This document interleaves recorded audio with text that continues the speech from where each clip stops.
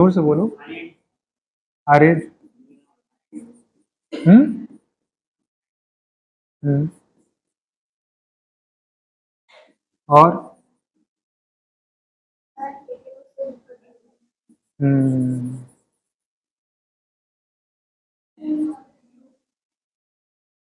हम्म, time passes too slowly.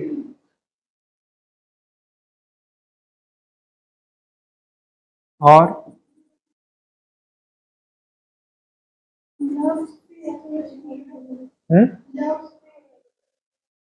Nerves. हम्म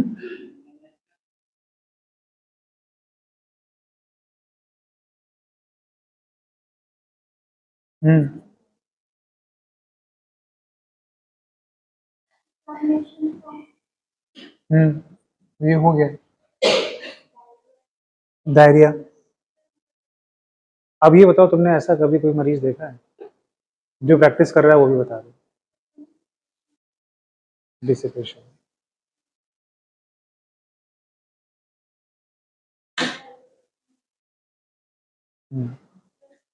हाँ हाँ।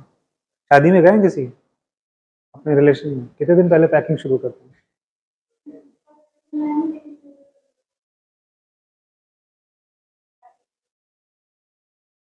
वो एंटिसिपेशन नहीं होता, पर होता है। हाँ ठीक है। और माना आपकी बात सही है। और बस।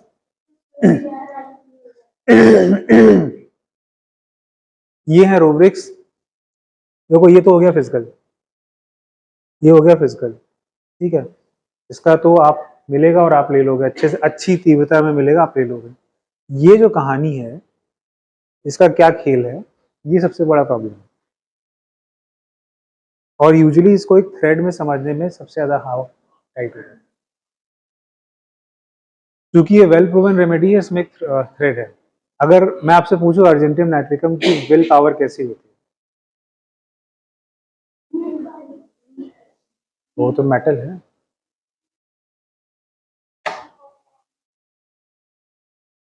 इंटेलिजेंस कैसा होता है? गुड। क्यों? हम्म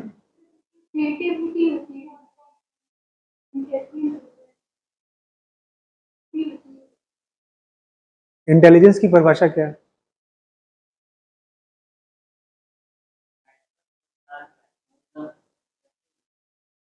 नाइट्रोजन, नाइट्रिकम, सिल्वर नाइट्रेट है ये। सिल्वर नाइट्रेट फोटोग्राफ में यूज होती है, कॉटराइजेशन में यूज होती है।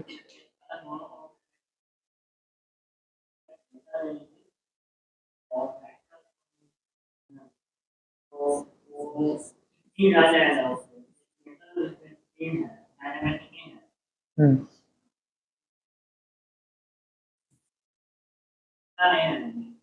हम्म हम्म।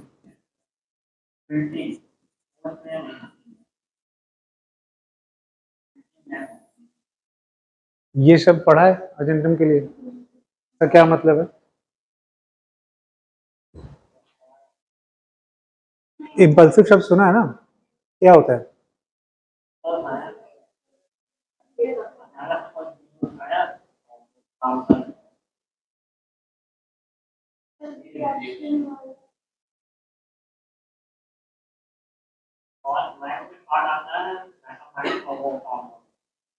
थॉट आता है, ख्याल आता है कभी कभी मेरे दिल में। ख्याल आया, आप करते हैं वो ख्याल पूरा?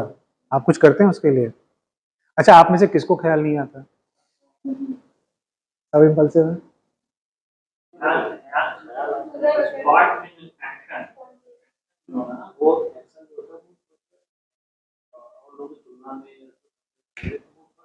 क्विक होता है, एक्यूट होता है। तो जब भी कोई चीज एक्यूट है तो उसमें एनर्जी, डायनेमिकनेस ज्यादा है। यानी अच्छा, impulse I, impulse to jump पढ़ा होगा अर्जेंटिन नाइट्रिक में। इम्पल्स टू जंप है ना, छत के किनारे ऐसे खड़े हैं and they feel I will jump, impulse to jump है। हाँ, और पैनिक है। फिर एक तरफ एंटिसिपेशन है। ध्यान से सुनो मेरी बात को। एंटिसिपेशन है ना, अब कैसे होगा, आ गया, ठीक है, बीमारी आई, अब क्या मैं बचूंगा, ठीक है। और गुस्सा आ गया, वो भी एक्यूट, गुस्सा भी एक्यूट, डर भी एक्यूट, एंटिसिपेशन भी एक्यूट, फ्राइट भी एक्यूट, फियर भी एक्यूट। जो ख्याल आता है वो बहुत तीखा होता है, एक एक्यूटनेस कैरी करता है, ठीक, क्योंकि सिल्वर कंडक्शन में यूज होता है। अब एक बार मैं छोटा था, मेरे मन में, घर में आए सब लोग, सबको रसगुल्ले परोसे थे, और मेरे मन में ख्याल है कि मैं रसगुल्ला खा लूँ। मैंने मेहमान की प्लेट से उठा खा लिया। मेरी माँ मुझसे कह रही, तुम्हें अकल नहीं है, ऐसे करते हैं। मैं, करना क्या था, रसगुल्ला है, मैं था, दुनिया के बीच में क्यों आएगी। फिर मुझे इम्पल्स आई और मैंने ले लिया। आप में से कोई ये मानता है कि वो इम्पल्सिव है? मानते हो?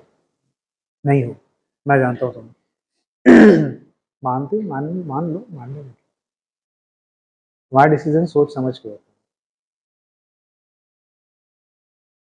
इम्पल्स मुझे भी बहुत सारी आई है, बचपन से लेके कॉलेज तक, कॉलेज से लेके अभी तक बहुत इम्पल्सिव आई है। पर मैंने क्या किया, जब आपको इम्पल्स आती है, जब आपको ख्याल आता है, तो आपका बीच में एक इंटेलिजेंट ब्रेन है जो आपसे कहता है कि रुक, सोच, ठीक है, आप कर। जो लोग इम्पल्सिव बिहेवियर में होंगे, ऑब्वियसली उनका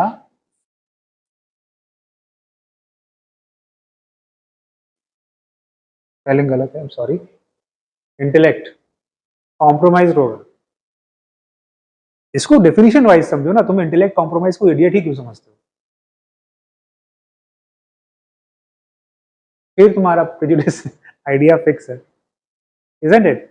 अगर इंटेलेक्ट होता तो इम्पल्सिव क्यों होते?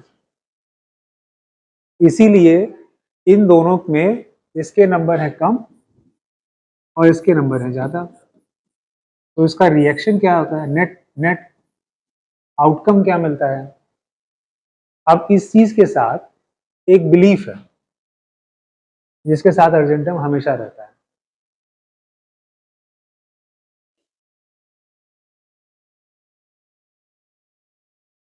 इनसफिशियंट,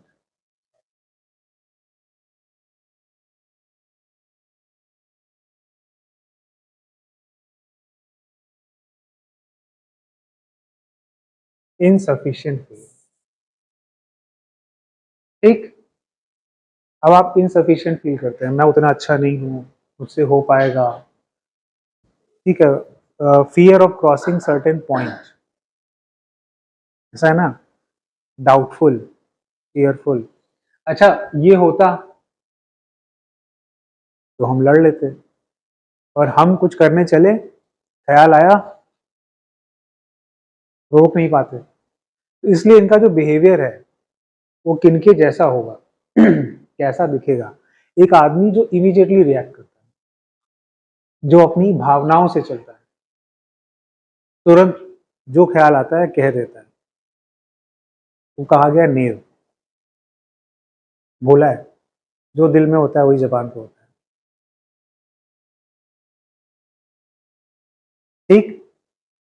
अब मैं इनसफिशिएंट हूं, और मुझे लॉजिकल रीजनिंग के साथ एक कॉन्स्टेंटली एक लाइन पे काम करने की, जो टिके रहने की जो एबिलिटी है, वो मेरी उतनी अच्छी नहीं है।